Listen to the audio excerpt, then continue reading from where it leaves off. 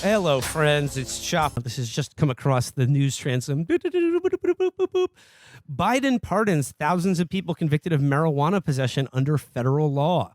The president urged governors to follow his lead for people convicted on state charges of possession. So this is throwing people a bone. Is this dark? Is he dark Brandoning, or is this just more bullshit that's designed to buffalo people into voting for the Democrats?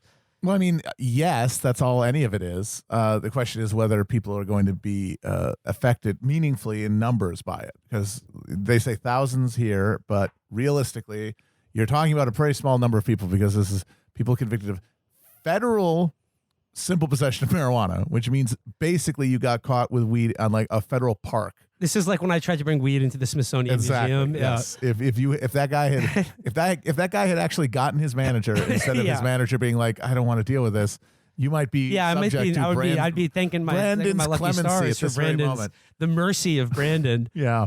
Just this is from New York Times. It says President Biden on Thursday pardoned all people convicted of marijuana possession. Oh, DC people too, because they don't have in some of those places under federal law, and said his administration would review whether marijuana should still be a Schedule I drug like heroin and LSD, saying that makes no sense.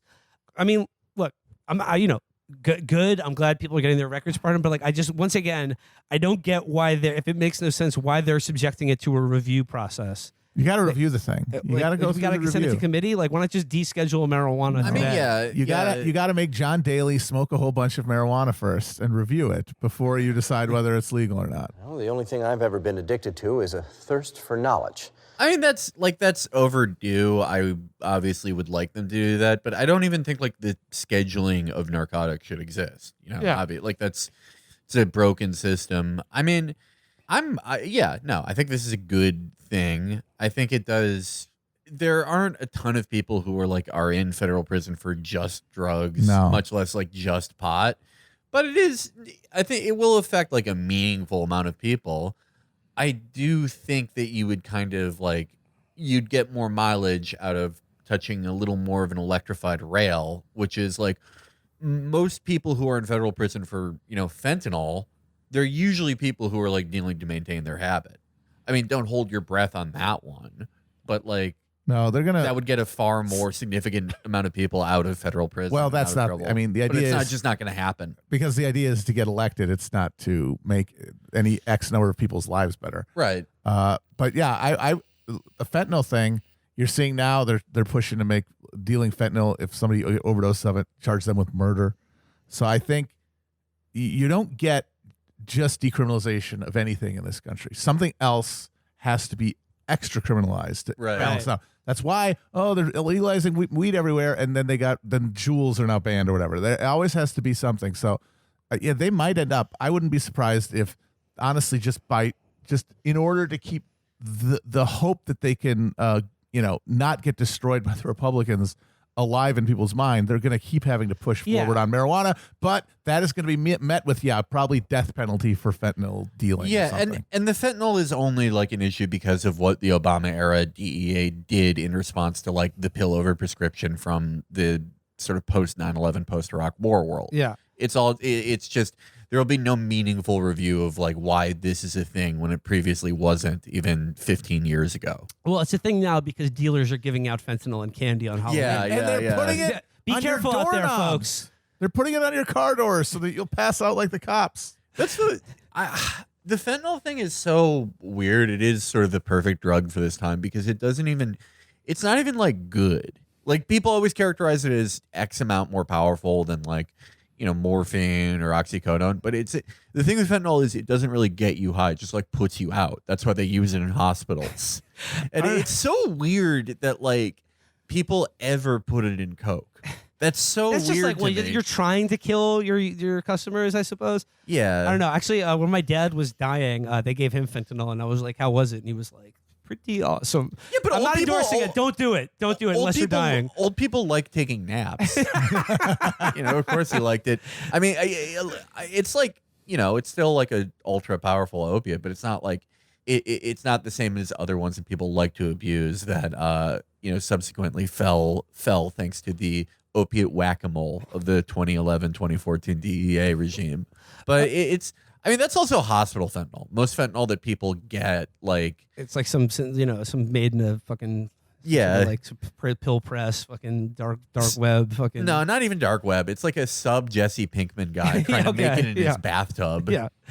I guess just with this, like, I've been saying this for a while. Like, this is an obvious gimme for the Democrats. Like, if they don't do this, there's political malpractice. But we said that about, the federal student loan forgiveness as well. And we saw how that was just clawed back. So I'm imagining now, like in 2 or 3 weeks' time, what the clawback is going to be on this. Be like, oh, geez, we talked to the parliamentarian, and apparently this only applies to weed that's mids.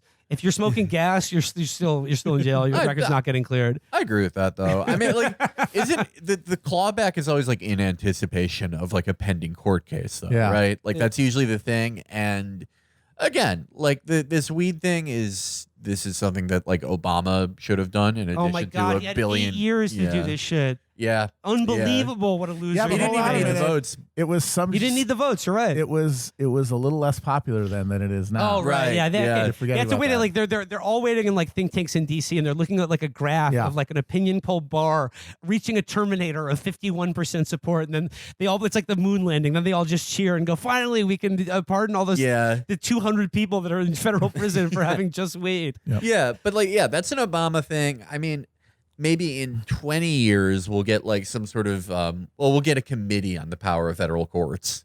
Well, that's like that's the main thing. Anytime you see like a disappointing clawback or anything, they're anticipating that the entire thing just gets like eviscerated by a 35-year-old that Trump put in some circuit court, right? Well, okay. So like obviously this only applies to federal convictions, but I just want to read one more paragraph here from the Times here. It says Mr. Biden urged governors to follow his lead for people convicted on state charges of simple possession, which there are many. There's a lot more of There's those. a lot of fucking people. That's a shitload. The number of convictions under state law vastly outnumbers those who have been charged with a violation of federal laws, limiting the overall reach of the president's actions on Thursday.